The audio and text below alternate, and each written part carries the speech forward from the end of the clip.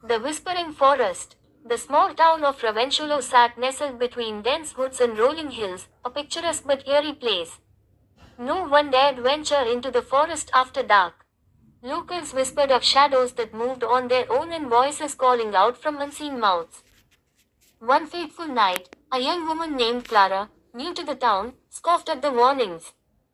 Old wives' tales, she muttered, pulling her jacket tighter as she entered the forest. She was determined to prove there was nothing to fear. The moon was a faint sliver in the sky, its light barely piercing the thick canopy above. The forest seemed unnaturally silent at first, as if holding its breath. Clara's boots crunched against the fallen leaves, the only sound in the oppressive stillness. Then, she heard it, a faint whisper. Clara. She froze, her blood turning to ice. Her name drifted through the trees, carried on a breathless voice. It sounded close yet distant, familiar yet strange. Who's there? She called, trying to keep her voice steady. The only reply was a soft rustling in the underbrush. Panic began to creep in.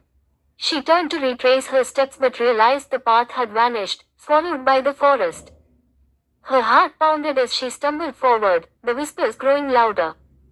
They came from all directions now, overlapping and incomprehensible. Then she saw it, a figure standing between the trees, its form barely discernible in the shadows. It was tall, impossibly thin, its head tilted at an unnatural angle. Its eyes glowed faintly, like embers in the dark. Clara stepped back, her breath hitching. The figure moved, not walking but gliding toward her, its movements jerky and wrong. Stay back, she screamed, but her voice was swallowed by the whispers. The figure reached out a spindly hand, and as it touched her, the world shifted. Suddenly, Clara was no longer in the forest. She stood in a clearing, surrounded by other figures.